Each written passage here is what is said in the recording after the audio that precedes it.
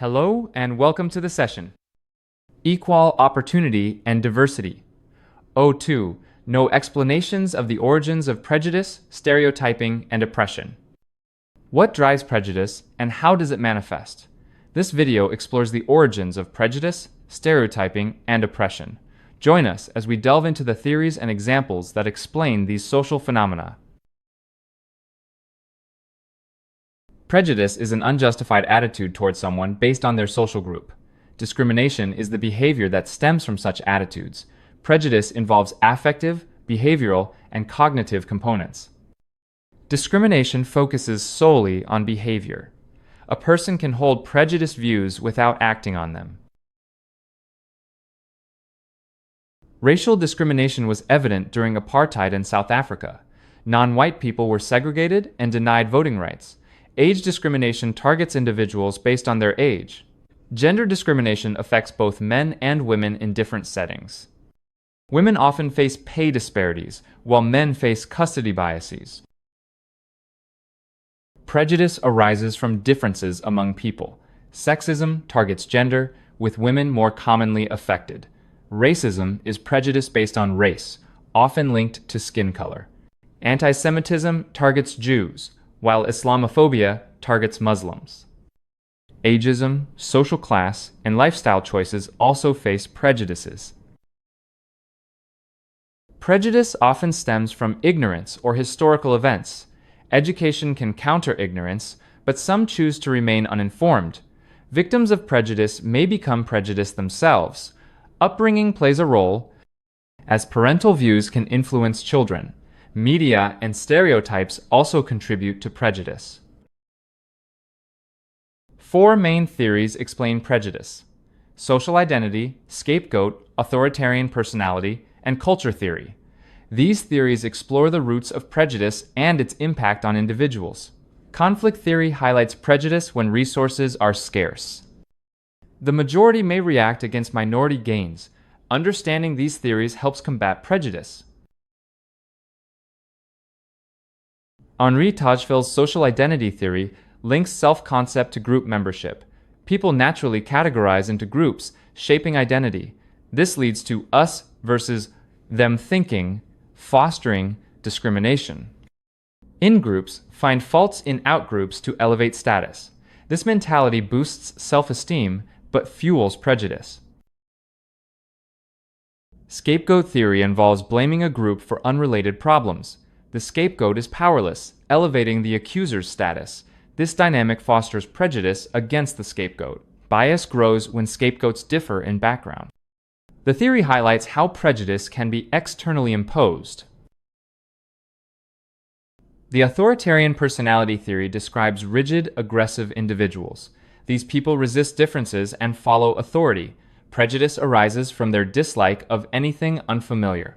They prefer structured, black and white thinking. This mindset limits acceptance of diverse cultures. Culture theory suggests prejudice is culturally ingrained. Children learn biases through cultural norms and media.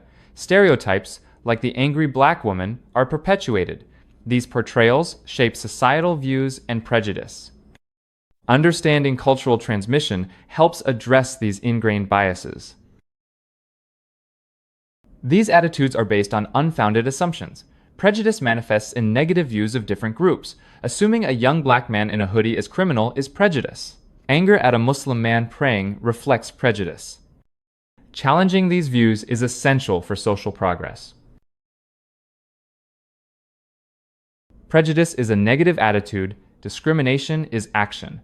Cultural transmission theory explains learned prejudices. Social identity theory highlights in-group versus out-group dynamics.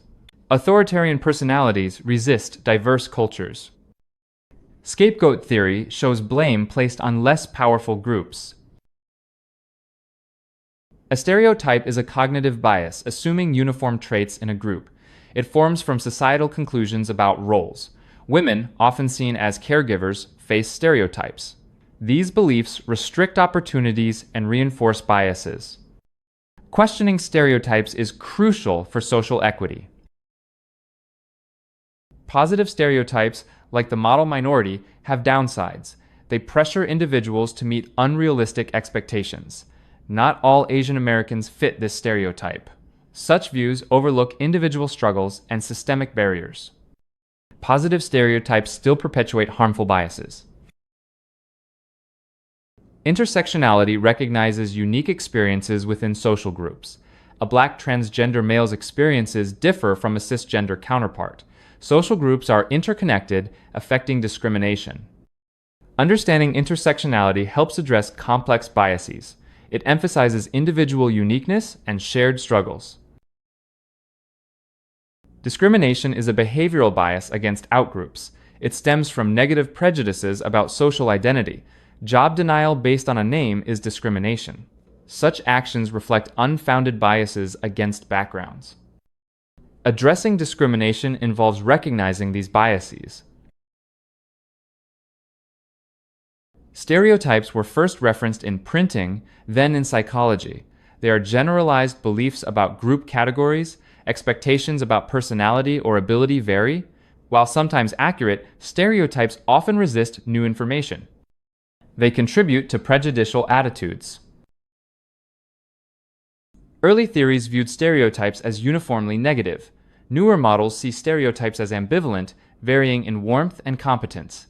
Lack of competition predicts warmth, status predicts competence. Some outgroups are admired but disliked, others liked but disrespected. These models explain complex stereotype content. Oppression comes from the Latin for to press against. It involves unjust power exercise, often by authorities. Oppression targets specific groups, not society as a whole. It disproportionately impacts marginalized communities.